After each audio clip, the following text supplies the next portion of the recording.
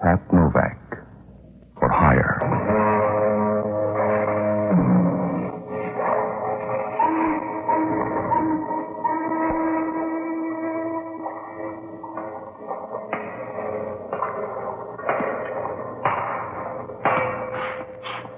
Sure.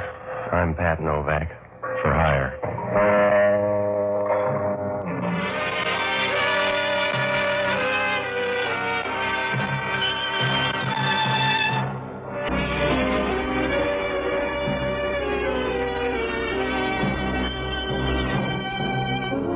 That's what the sign out in front of my office says. Pat Novak for hire. Oh, sure, you can spell it 50 different ways, but down on the waterfront in San Francisco, it all means the same thing. You pay and I'll do, and the customer's always right if he's got an open wallet. Then I'll match it with an open mind. Well, if he's after murder, then the price gets out of range. And down here, you're either high on your toes or flat on your back, because most of the time you get only one kind of pitch, fast and inside, and you don't cry if you're foul because nobody cares. Even then, you can't complain. During the summer, the morgue's the coolest spot in town. Oh, I rent boats and wrap up small sins in $20 bills. The money's good when you get it, but there's no retirement plan, and you can't buy vaccination for trouble. I found that out last Wednesday night. I closed up shop about 8 o'clock, and I started walking home. The city was down on its hands and knees trying to crawl through one of those San Francisco hot spells that blast by every 5 years. From up on the hill, the Chinatown tenements lined up down below like sweaty little kids waiting for a shower.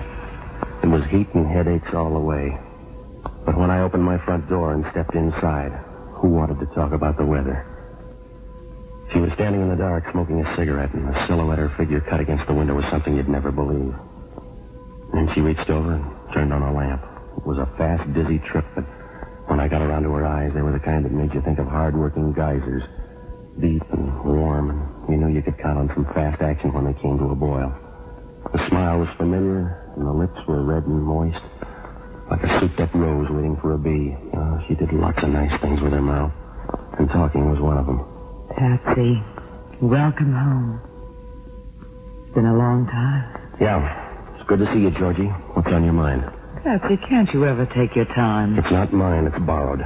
Anything special in mind? Easy business. Got a drink? How easy? Just a boat ride. You can't get hurt. That's what they told the Spanish Armada. Getting soft, Patsy? No, not in the head. Now, look, if it's work, let's talk. Otherwise, let's just be cute, huh? All right, Patsy. The last time you saw me was a year ago. As far as you know, I'm not in town. Fine? You tell me. Go on. Tomorrow night, a freighter's due in here from Shanghai. The SS Calcutta. I want to be on the welcoming committee. Who says you can't? Nobody yet. But the ship's going to anchor in the stream, so I need a boat, and I need you. I'm not the social type. I don't think I'll go. Believe me, Patsy, it's an easy trip. So's falling downstairs. Come on, let's deal or drink. All right, Patsy. My stepmother's going to meet the Calcutta, too. Who's she? Mrs. Sheila Lampson. She likes parties? She likes a package she's going to get from somebody aboard the Calcutta. What's in it? That's her business. I just want to make sure she gets that package ashore all right. You in on it? She doesn't even know I'm in town. Who picks up the check? Here. Will $40 cover it? It's too much for an easy job and not enough for a hard one. Where do I find you if I need bail? Here's a phone number. You can call me there tomorrow. And Patsy, thanks. I don't forget easy. Why the rush? Because you scare me, Patsy. You really scare me. You remember the party, Patsy? Yeah. But memories are like everything else. They wear out. Then let's make some new ones, Patsy.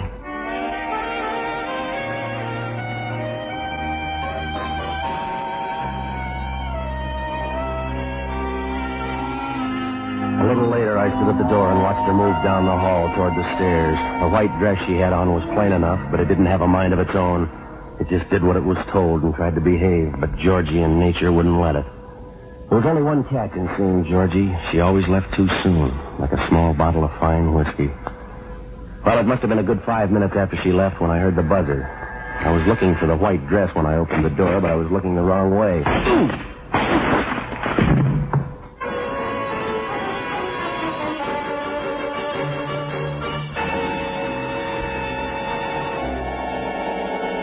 Something with an echo, and it came down hard on the side of my head. I went down like mercury in a quick freeze. The trip wasn't nice, but it was long. Halfway there, I came up for breath, and I found the deck of one of my own boats under me. The Bay Bridge lights were still around, and that made it kind of cozy.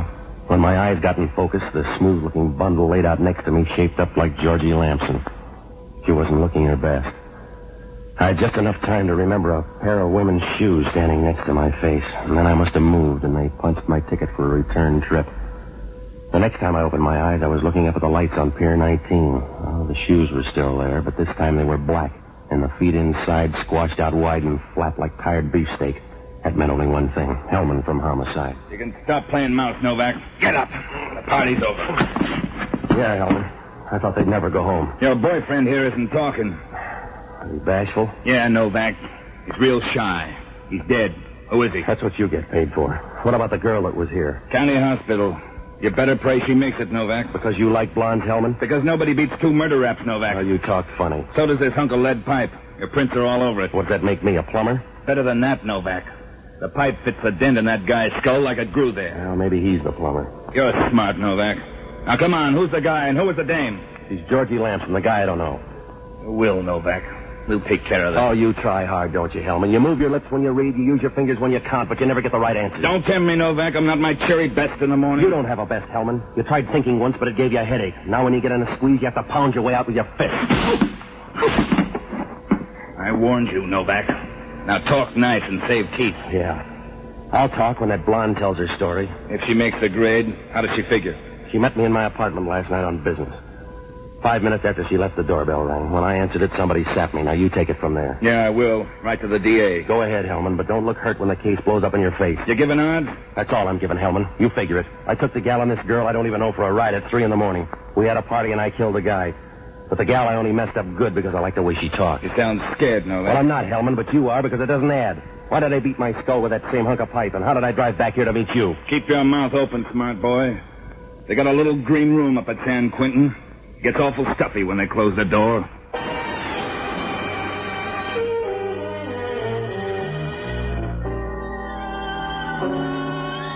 Well, after I left Hellman, I figured I'd had a bumper crop of trouble for one day. The sun was just beginning to stagger up over the Berkeley Hills when I caught a cab uptown. On the way, I stopped off for coffee and a 6 a.m. Chronicle at one of the little Greek joints off Geary Street. The windows were blind with grease and the light was bad, but the reading was money from home. The story made me stop counting the lumps on my head. Professor Burton Lampson had gotten himself murdered in a Shanghai hotel room a month ago, and they were sending his body back on the SS Calcutta. It was due to anchor in the bay that night, like Georgie said, but the shipping page didn't agree. The Calcutta was listed inside the gate at 7:30 the night before. How did that check out? And what about that package that had everybody worried? Well, when I got back to my apartment, I called the hospital to check on Georgie. Well, they were still giving odds, the long, thin kind. A little later, I was in the middle of a cold shower, adding up rows of zeros and getting different answers every round when the phone rang. It was Hellman, and he was selling nothing but smiles. You feeling any better, Novak? Oh, don't tell me you're worried. We just identified the dead guy. His name's Warren Haynes, local socialite. You know him? Yeah, I'm an old friend of the family's. The guy's from one of the old families in town, the important kind. His blood wasn't blue. No, but we are. We're feeling the pressure already, so I'm calling you in today for a little talk. That's a great job, Hellman. You keep right on smacking your fat lips because you're going to get more answers than questions. That's funny, Novak. I didn't think you knew the difference. When I hung up the phone, I was seeing more red than the bleachers at a bullfighting. I probably would have walked right by him if he didn't open his mouth. Even then, it wasn't much more than a loud squeak. He was a skinny guy standing against the door with a half smile twisting his mouth and a bright, wild look in his eyes. You seem disturbed, Mr. Novak. Where's your invitation, mister? This should prove sufficient, Mr. Novak. All right, so you want a gun. What happens now? Now, Mr. Novak, I'll use the gun unless you hand over the package. Sorry, mister, you're in the wrong laundry. Mr. Novak, I've been crossed once today. I don't intend it shall happen twice. The package? Now, look, you, I'm going to spell it again. I don't know what you're talking about. Now, take that cannon you're pointing and get I out. think you realize I'm about to use this gun, Mr. Novak, for the last time. All right. You'll find it right over there. Now, here, right next to... Now, come on, give me that gun before somebody gets hurt.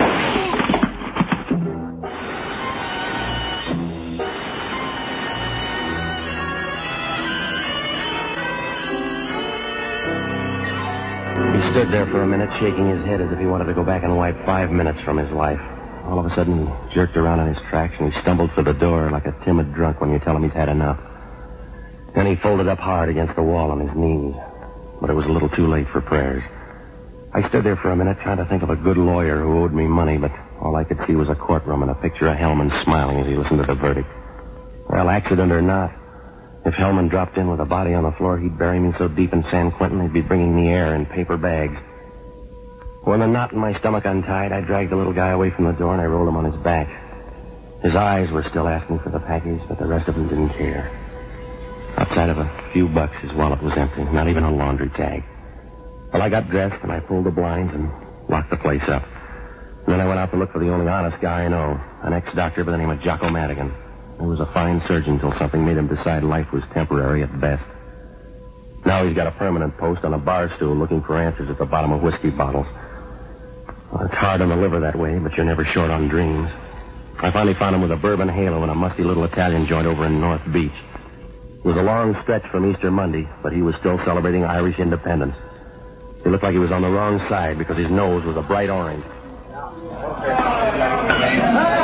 Patsy, my boy, you're just in time. These simple but honest Sicilians have agreed to embark with me on a crusade. And as honorary past president of the Sons of St. Patrick, the Powell Street chapter, I invite you to join us. Hold on, Jocko. Sober up. I gotta talk to you. To fittingly observe the occasion of old Ayre's joyful victory, we're first fortifying ourselves with grappa and bushmills.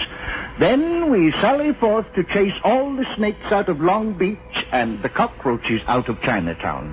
How does that strike you, Patsy? And why aren't you smiling? 'Tis a glorious day. Because I'm in a jam and I want to talk, Jocko. Now cut it. Oh, Patsy, you remind me of that De Valera fellow. You're sitting on the curb and pouting just because they won't let you march in front of the band in the victory parade. You're sour, Patsy. Admit it. Jocko, will you snap out of it? I'm in big trouble. You're always in trouble, Patsy. You're a child of adversity, a son of scorn. The fates spit in your eye and you try to retaliate, but the wind's always blowing in the wrong direction. You're a lost leaf in the mortal storm, Patsy. You're a pebble shaking a tiny fist at the mountain. You'd like to fight for some strange, fantastic cause, wouldn't you, Patsy? But you can't find anybody your size. Men are too small and the gods are too big. Patsy, you're lost. Are you all through? Yeah. What kind of trouble? Oh, it's a pair of bum murder raps, Jocko. Somebody sapped me in my apartment last night, and I woke up this morning with a dead guy. That sounds interesting. What was it you were drinking? Hellman's out to pin this on me. Oh, a dubious honor. You mentioned 2 murders. A guy came in my apartment this morning waving a gun and asking for a package that I never heard of. We started wrestling for the gun. Mildly exciting. Who got it? He did, right in the chest. Patsy, you have absolutely no excuse for losing your temper. Why, you're not even Irish. Still, you're always getting hot-headed at the wrong time. It was an accident, Jocko. I didn't even know the guy. I'm sorry, but I can't cry. Sure, that's what the British general said after he hung Robert Emmet at the dock. But he didn't straighten out the Marcel in his neck. What are you doing out of jail? Will you knock it off, Jocko? Now, look, did you ever hear of a Mrs. Sheila Lampson? Certainly, and I'm very offended with her. In the past year, she set up drinks for every eligible and non-eligible in San Francisco except me. That sounds good. What else? Not much, but I often wonder what that poor old professor she married does with his evenings. He stopped worrying, Jocko. He's dead. Now, look, will you hop down to the Chronicle morgue and check with Steve Nagel? Have him dig out all the old clips on the professor and Mrs. Lampson, will you? And while you're there, check on a guy by the name of Warren Haynes. You got that? Yes, but what do I do for money? $50 for car fare and nothing for booze. Patsy, surely you're jesting. Jocko, will you quit clowning and get going? You say so, Patsy, but you've broken up a beautiful party. My Sicilian friends have gone to sleep and I'm thirsty again. Let's have 4 or 5 for the road, shall we? Later, Jocko. Oh, all right, Patsy, but only for you. By the way, where can I find you? I'm going to tag by the county hospital, and then I'm going to look up Sheila Lampson. If I remember the story correctly, Patsy, you'd better reverse your schedule. Good night, lover.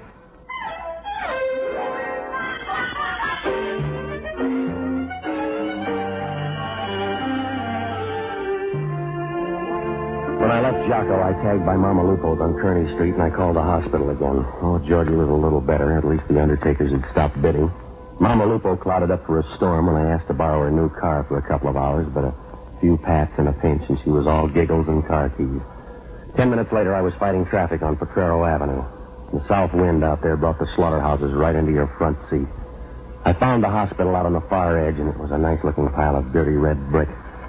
The nurse in the ward didn't believe I was Georgie's brother until I asked her if she was busy Saturday night. Then she saw the resemblance right away. I found Georgie behind a couple of screens at the end of the ward. For a dying woman, she looked pretty good. She smiled a little when she saw me, like she was saving up for a bigger try later on. Patsy, I'm glad you made it. Look, I'm going to keep it short, baby. Who was it last night?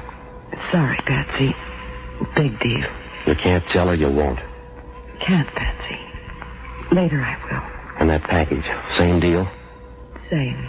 Well, I got a deal too, Georgie, a murder rap. They want to hang it on me. Who was it? Warren Haynes, do you know him? I remember. Good corpse. Now, look, you're slicing it awful thin for $40, Georgie. Patsy, trust me. No choice, baby. You're driving. Don't go through any red lights. I won't, Patsy. Telephone, Mr. Novak. I said it was urgent. That's it, Georgie. I'll see you later. Yeah. Having a good time, Novak? You know any phone numbers besides mine, Hellman? Not today, bright boy. You near a streetcar, or do I send a chauffeur? What's your beef? Our beef, Novak. We'd like it fine if you paid us a visit real soon. Sorry, Hellman. Book's solid. Command performance, Novak. I wouldn't disappoint. What's the matter, Hellman? You want it in blood? I told you I don't know anything about last night. I never saw Haynes before. You got me wrong, Novak. This one's about a knife. We just found it in your office down on the waterfront. That's fine. Peel yourself an apple and keep busy. You better come down, Novak. We found the knife in some guy's back.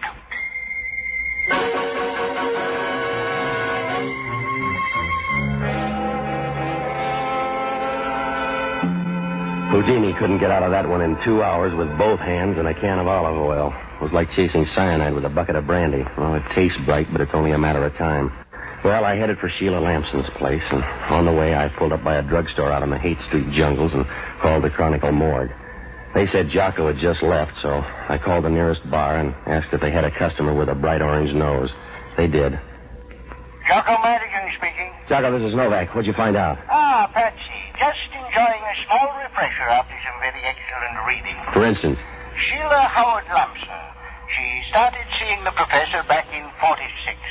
There was a scandal, the nasty kind, and the professor's first wife, Barbara, jumped off the bridge, the Bay Bridge. Yeah, go on. A month after she married the professor, Sheila was mentioned in every gossip column in town. So the professor took off on a scientific trip to China. A month ago, he was murdered in a Shanghai hotel, and a hatful of emeralds was stolen. The authorities figured that the murder was premature. What do you mean?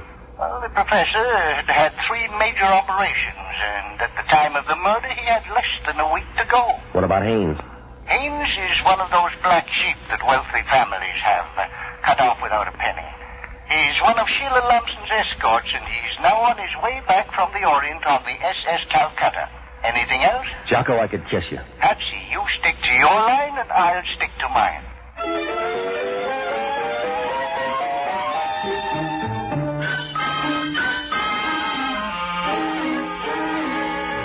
Well, the puzzle was still a sack full of holes and question marks, but at least Jocko's leads had a little juice in them. I found the Lampson house in the best part of the Seacliff district. It was one of those big nervous joints hanging by its shutters to the side of a steep drop that slid down sharp into the Pacific. All green trim and stucco the color of mortgages. The front doorbell was wearing out in my hand when the maid showed up, and then she was tongue-tied. She didn't know a thing except good money when it was offered. And then she told me I'd find Mrs. Lampson in the second-floor sitting room. She went away. I found the sitting room all right, but Mrs. Lampson wasn't there. So I followed on through till I came to a bedroom with a bright red ceiling and a lived-in feeling. Reminded you of something Henry VIII might order for a bridal suite. She was sitting next to the couch holding a martini and making noises like a leopard on a honeymoon. Hello. Well, call me baby. Yeah. You always wear handkerchiefs to parties? Mm-hmm. Saves time. Dressing. You're nice. Have a drink? I'll fix them. Oh, you are nice. What's your name? Novak. What's yours? Billy. Is that a name or a game? You're just like Mike. He's my new boyfriend. This is night off? Oh, no. We just went downstairs for a minute. Hey, you fix a nice drink, Mr. Novak. Warm. Yeah. You got a fever or something? No. Must be the weather, Mr. Novak. You feel it? You're a big spender, aren't you? What do I do when Mike walks in? Smile? Oh, Mike's broad-minded. How about Sheila? You fix a good drink, Mr. Novak.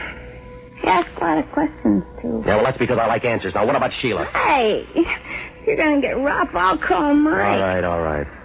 I'm Sheila's sister, and it's much better when you're nice to me. All right, then let's start being nice, huh? Mr. Novak, what was that for? I'm a big spender, too. Here, have another drink. I think maybe I'll have another you, Mr. Novak. Is that Mike coming upstairs? Could be, baby. Now, come on, where's Sheila? Oh, Sheila, who cares? She's downtown anyway. She won't know. Hey, where are you going? Sorry, baby, I got a date. I'm not busy. Well, I do. Don't let him leave, Mike. He does. He's going to walk through me. I'm sorry, baby. He's not my type.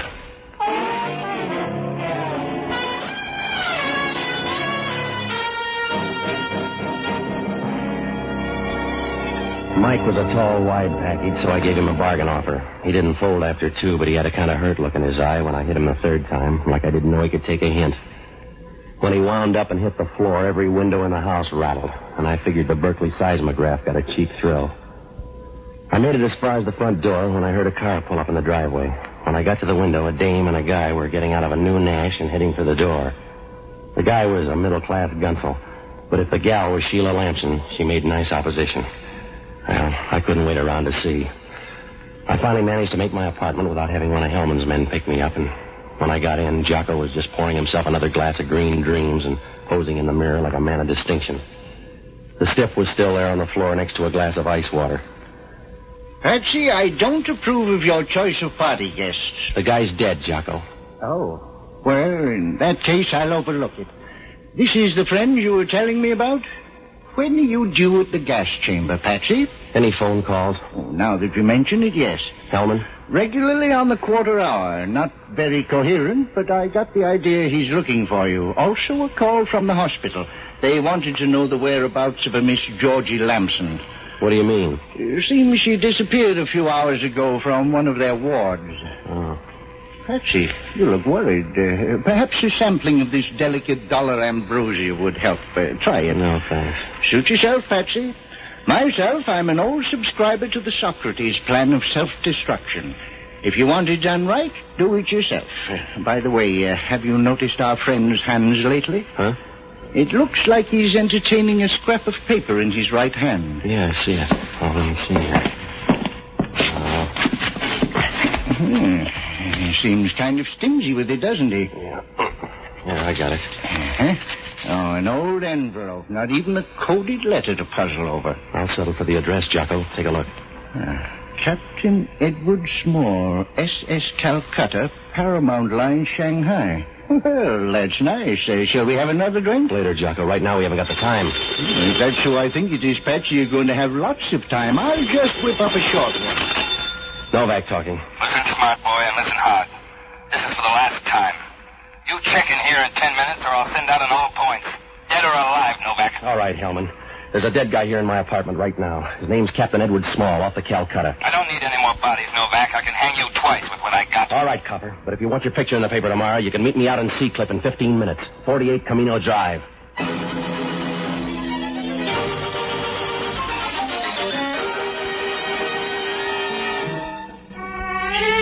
When I hung up the phone, most of the puzzle straightened out like wet wash in a dry wind.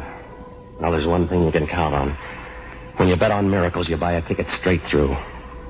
I finally pulled up at the Lampson place, and I started looking around for Hellman. The joint looked about as crowded as a Kremlin breakfast for Senator Taft. I was taking a fast check, trying to figure how far they could have gone, when Hellman fought his way through the box hedge for the driveway. We circled down behind the garage and around and back of the house. We just made it in time for the curtain scene. Sheila Lampson was backing down slow toward the seawall, waving her arms in the air and begging every inch of the way. And Georgie stumbled after her like the avenging angel, and she had a gun. She had a coat tossed over her hospital gown, and the look in her eyes told the whole story. Tears and hate and lots of bullets. Novak, you've got to stop her. She's crazy. She's crazy. She wanted to kill me. What's so crazy about that? You're sweet, Patsy, but you weren't invited. Don't get too close to the animal. It's your gun, Georgie. Don't let it hang you. This is Hellman from Homicide. No good, Patsy. This one's for me. Isn't it, Sheila? Georgie. Isn't it for me? Please, Georgie, don't. Novak, stop her. Stop her before All right, girls, let's break it up. Be good, Copper. You too, Patsy. It's your neck. It won't look good stretched. Please, Georgie. Don't eat that, Sheila. Not yet. First, I want to tell you how clever you are. How sweet you looked at my mother's funeral. How you ruined my father. How discreet with other men, Sheila. Oh, it was magnificent. Georgie, please. I didn't know, Georgie. I didn't know it. I swear I'll make it up to you. Please. One other thing, Sheila. Listen to me, Sheila. Those emeralds you've got. The ones you sent Haynes to Shanghai for. The ones he killed my father for. They were glass, Sheila. 10-cent green glass. You hear, Sheila? Glass. Please. Georgie, please. Georgie, watch her. Sheila's got a gun.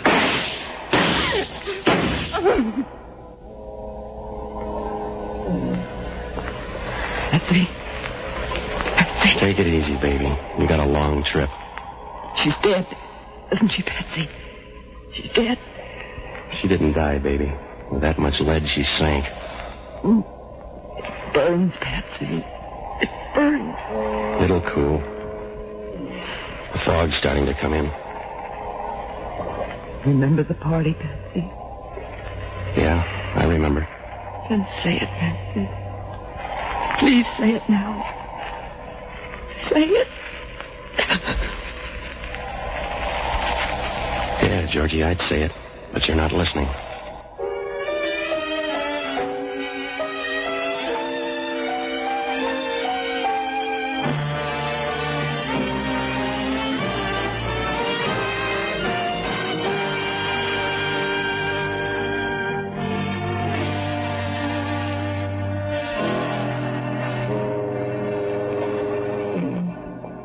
We found a letter in Georgie's coat pocket that told most of the story, and then Hellman grabbed Mike and Sheila's sister and sweated the rest out of them. Well, it wasn't a pretty story, but it moved. When Sheila spent the professor broke and he checked out over in China, Georgie decided to blow the whistle on her. She made up that phony yarn about the emeralds, and then she let Haynes murder her father and walk off with them. They were glass. To make it look good, Haynes played pallbearer and took the boat back with the body. But not before Georgie tipped the captain and the first mate about that sack of emeralds Haynes was supposed to have. So they went to work. They robbed Haynes and planted a fake for a fake. It was a real cat and mouse game. Georgie only made one mistake, but sometimes that's all it takes. She flew back here a few days before the Calcutta got in so that she could be around for the payoff. One of Sheila's pals must have spotted her and trailed her to my place. And then the sapping started. That was the same night the Calcutta got in, and people started checking packages and pulling triggers. When Sheila found her package was a fake, she figured Haynes was being cute, so he got it first. And then she went out after that original fake. She tried to double up and hang Haynes' body on me and get rid of Georgie at the same time. But Georgie didn't die easy. I don't know how the captain got onto me, probably through Sheila. But her Gunsel friends took care of the first mate with a knife when he got anxious. Well, when the dust lifted and they counted cold noses, it was a real devil's game. Wherever he was, Georgie's old man must have been holding his sides and rolling in the aisles. Yeah, a real plum. And Sheila found out when you get close enough to the seed, the taste gets bitter. Well, Hellman asked only one question. How come a smart girl like Georgie bought something as stupid as revenge? I don't know. She was a lot better at a lot of other things.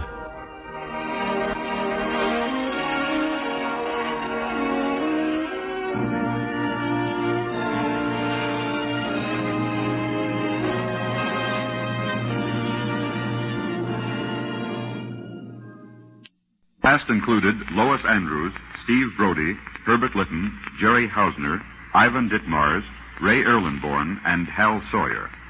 This is a Larry Finley transcription, brought to you from Hollywood.